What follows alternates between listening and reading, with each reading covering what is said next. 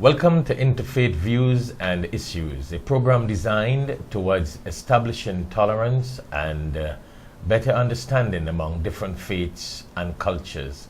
With me in the studio today is a very prominent person of South Florida, and it gives me great pleasure to welcome to this show Mrs.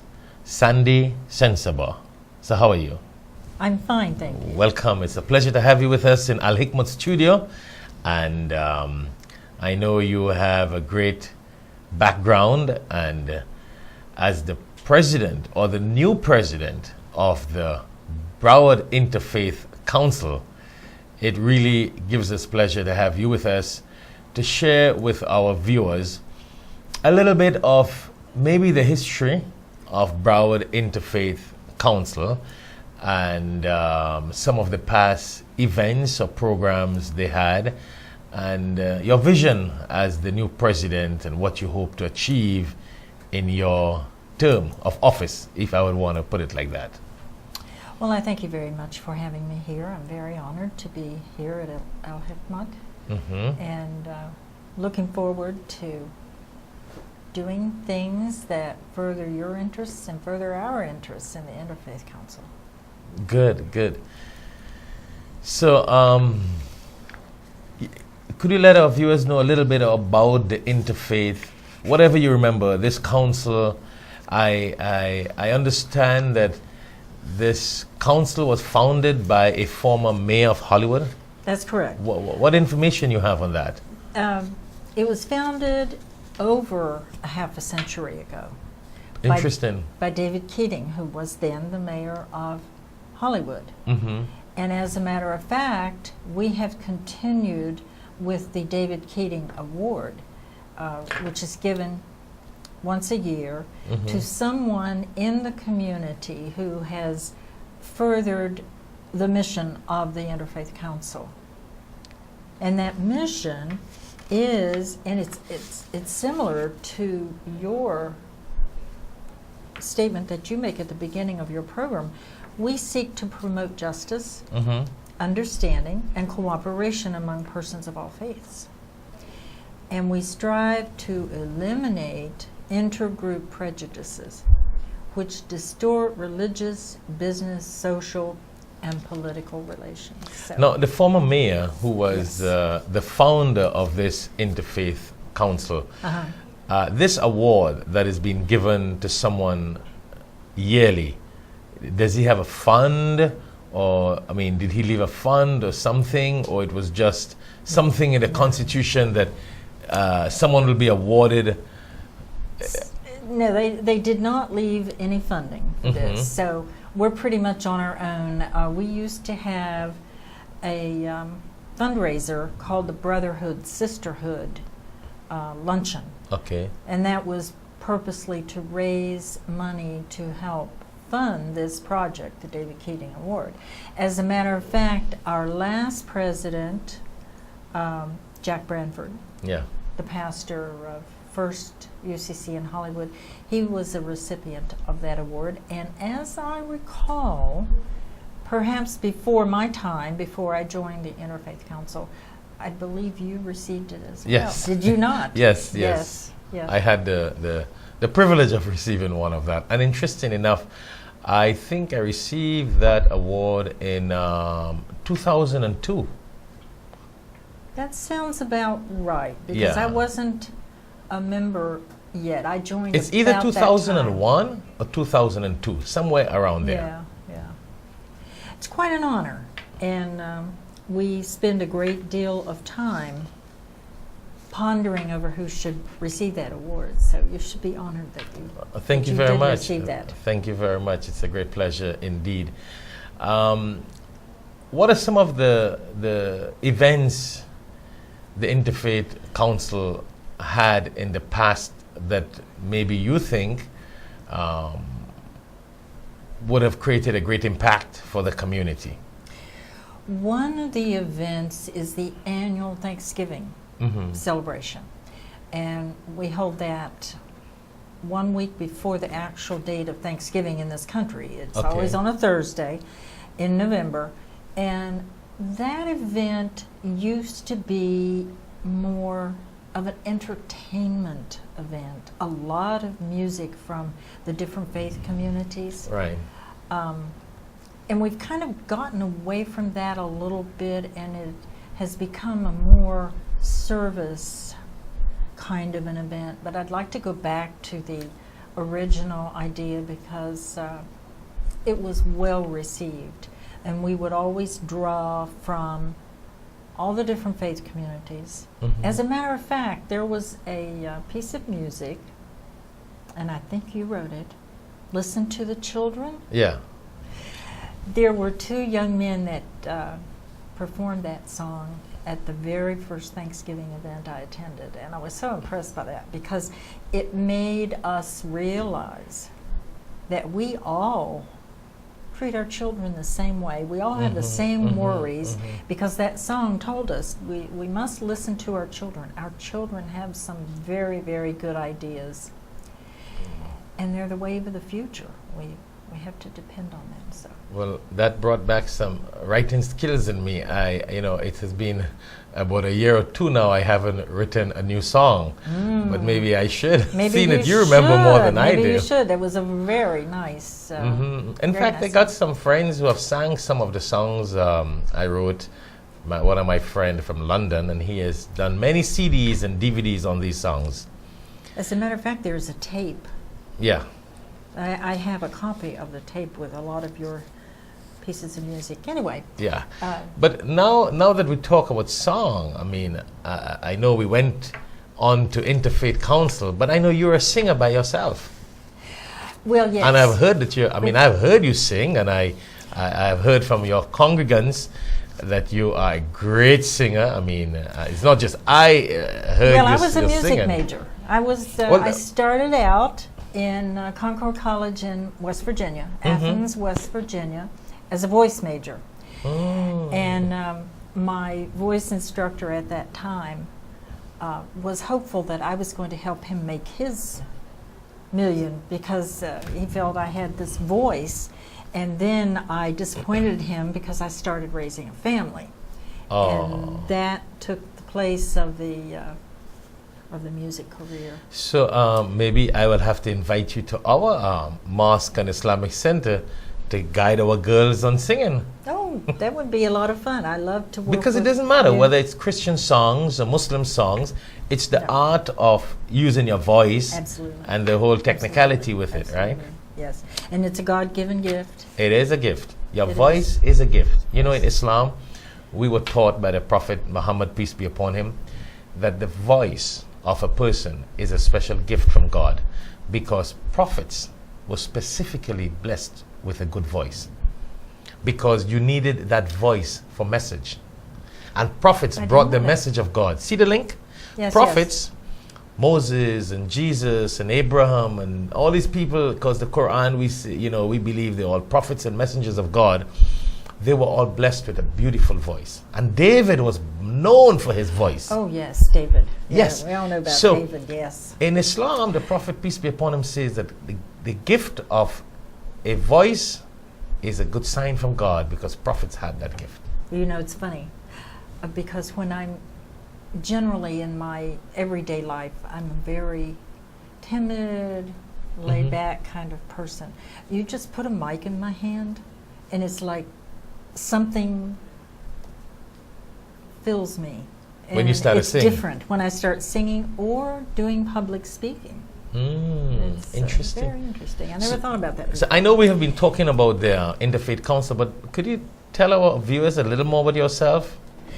Well, I'm a mother of 3 children, Uh-huh. Robin, Randy, and Rusty.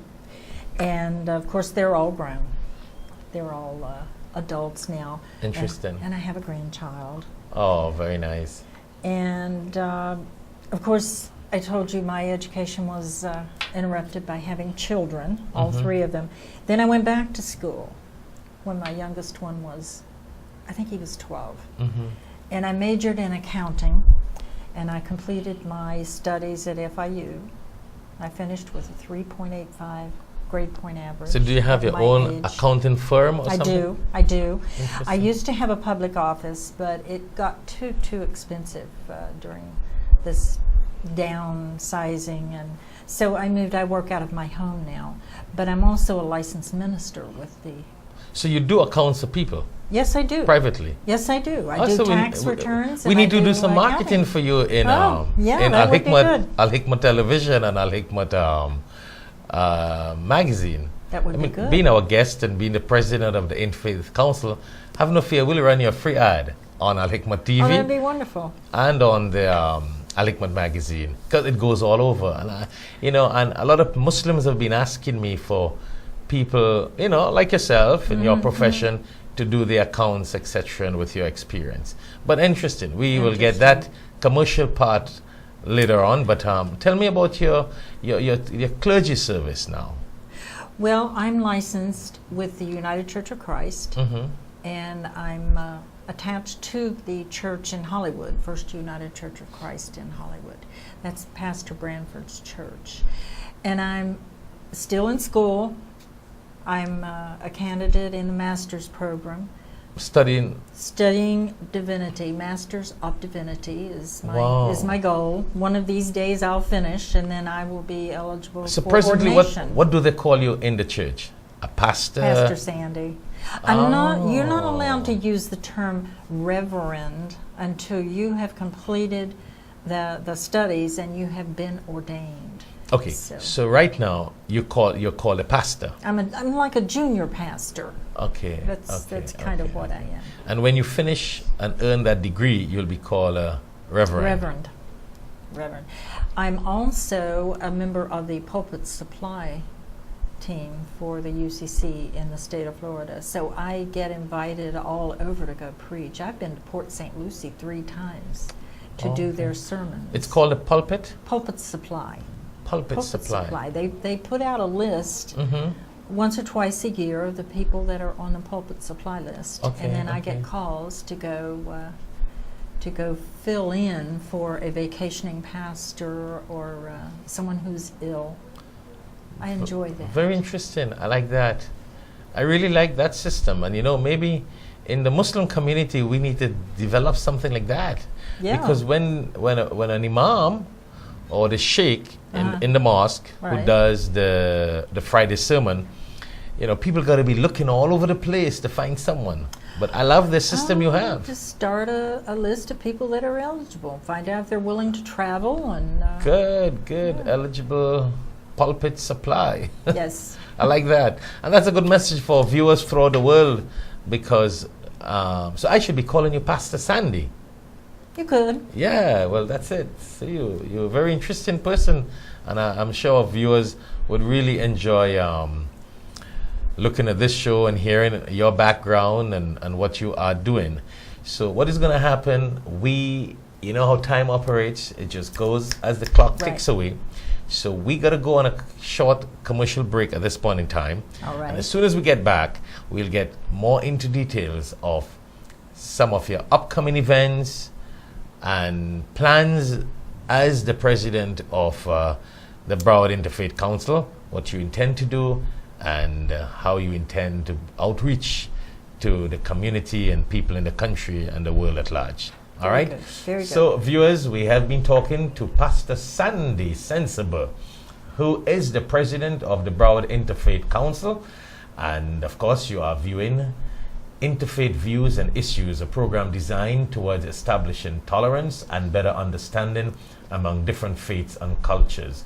When we return, we will continue with our pastor on this show on some issues pertaining to the Broward Interfaith Council, their plans and what they have design for the next year or so, inshallah, God willing.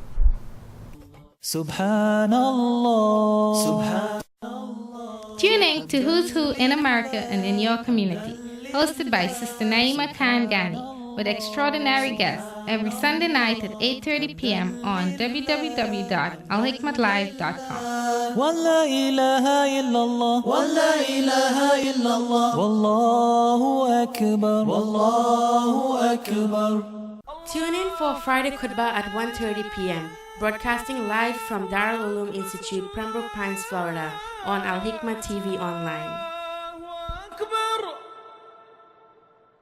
Jashne Aamade Rasool. Allahi Allah. Tune in to Young Muslim Talent in America, hosted by Salma Muhammad, with talented kids from all over America, every Saturday night at 8:30 p.m. on www.alhikmatlive.com. Allahi Allah. Oh, Jashne Aamade Rasool. Allahi Allah. Thinking of doing Sadaqah Jariyah for your near and dear ones? We recommend you to sponsor the Origin of True Islam brochure, the Genealogy of Prophets, or the surahs and zikr to be recited daily as Sadaqah Jariyah for your parents who have passed away. Or you could sponsor one of the items for yourself, fi sabilillah. For more details, contact the Al-Hikmat office at 1-800-804-0267 or 954-986-0158, or email us at alhikmat@alhikmat.com.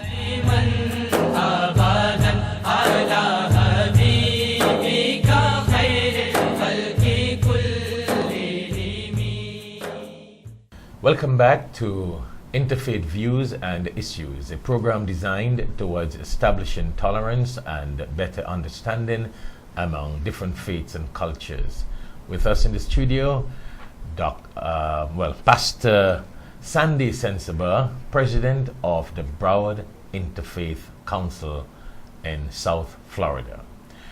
I'm sure that viewers all over the world who are looking at this program, it would of course interest you to see, some of you are not too aware of women being pastors and reverence in this in this part of the world. You have mostly seen men in performing those roles or positions in the churches, etc. So thank you very much, Pastor Sandy. And I thank you for having me here. It's really a pleasure. So now that we have developed an interesting conversation before we went on the break, tell us some of your plans as the new president of the Interfaith Council.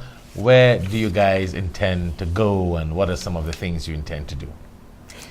Well, we have started what I think is an interesting concept, and the terminology field trip stems back to a world religious studies course that I had at FIU. We were required to go on field trips to 3 different faith communities other than our own. Okay.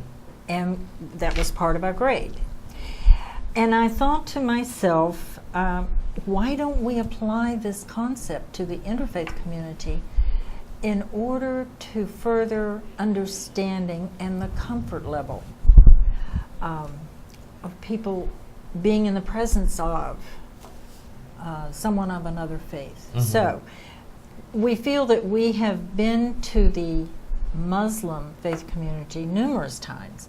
As a matter of fact, I was telling someone at our last event that I was so comfortable in going to Darul Uloom that when I arrived there last week, there wasn't anyone in the hall, just me. Okay. And I walked in, and I was perfectly comfortable.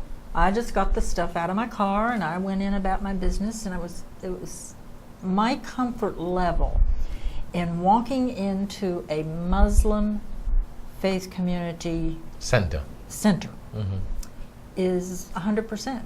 And I would love for other people to have that comfort level. So we're starting field trips. But you know, I like that point, because a lot of non-Muslims have that fear I mean, I don't blame them because of what they see in some of the countries in the East and the Middle East and all these things. But that's one of the good thing about this show, this Interfaith Views and Issues. Because when you express that point to our viewers throughout the world, that as a pastor, as the president of an interfaith council, you feel comfortable to be in an Islamic mosque or center, and here is a living example of you being there alone and yet felt at home and comfortable, which should remove doubts in the minds of other non-Muslims, the fear and whatever that they have in their mind. What do you think?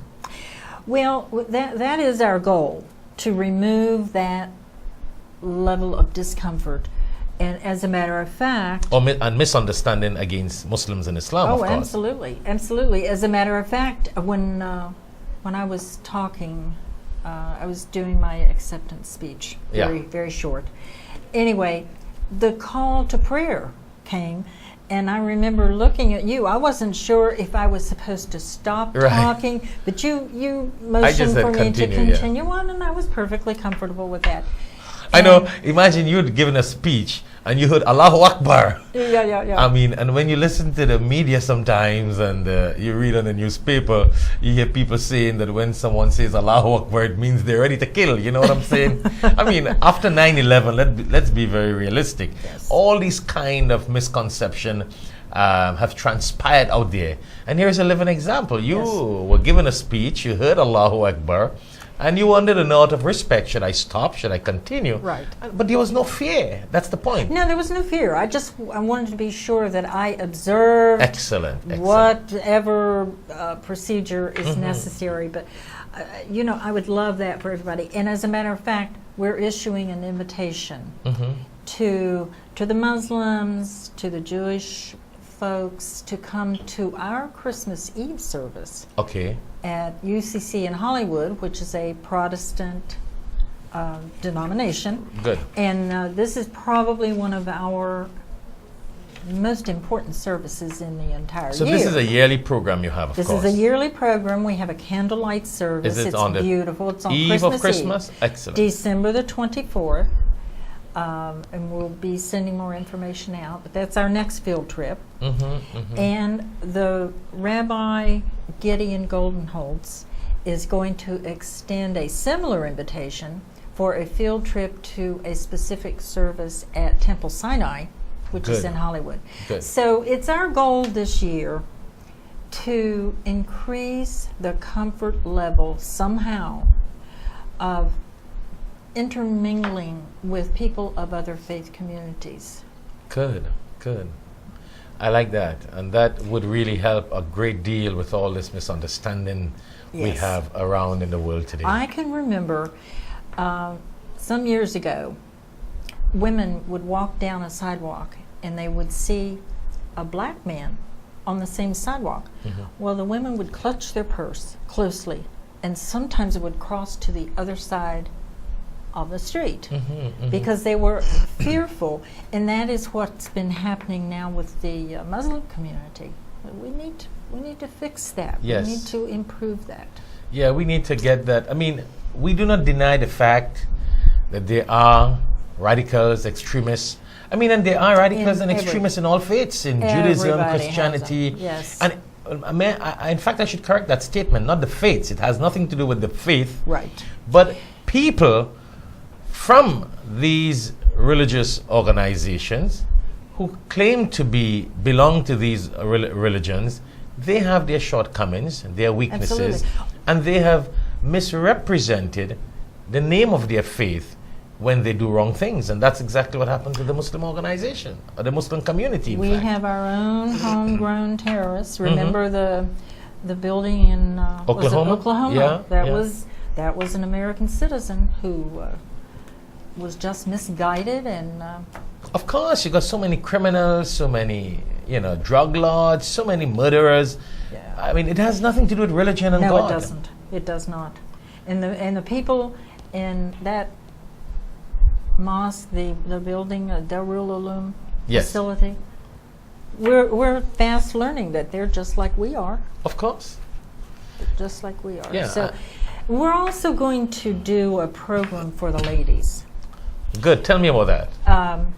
Our new vice president of programs is Karen Shaw, who is a member of Darul Uloom, and she came to us with the idea of having some kind of an educational event or program for the ladies.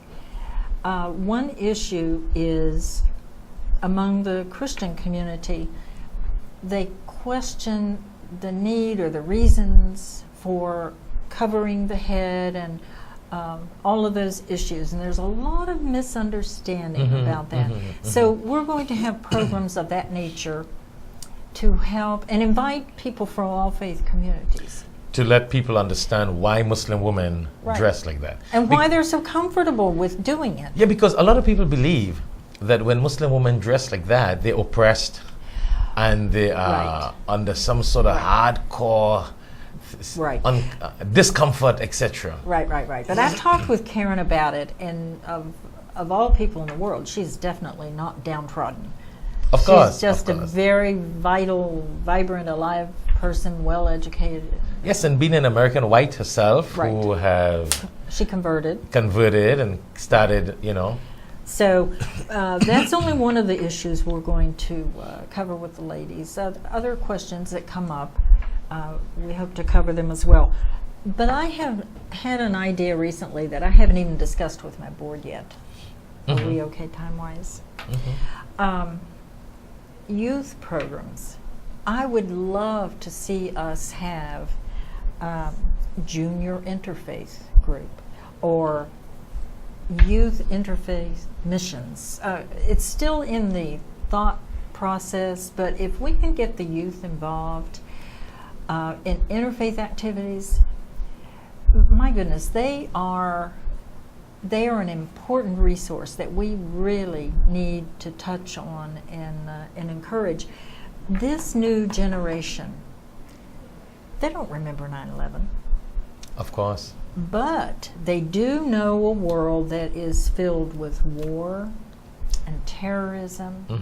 But they're looking forward. They're not looking back like we tend to. We all grown-up people, we tend to look back and commemorate like we just did 9/11. Well, these youth don't do that. They're more forward-thinking, and they have some really good ideas if you just listen to them, and I'm sure you do. Of course. Your youth group at your place. Plus, adults got a lot of baggage.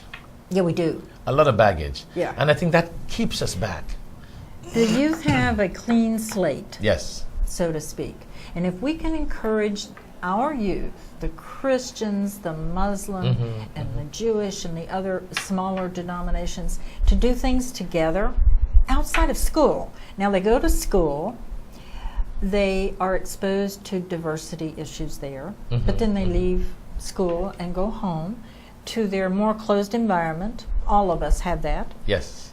We need to expand on that and get them to doing things together, cleaning a street or painting a building or doing things together.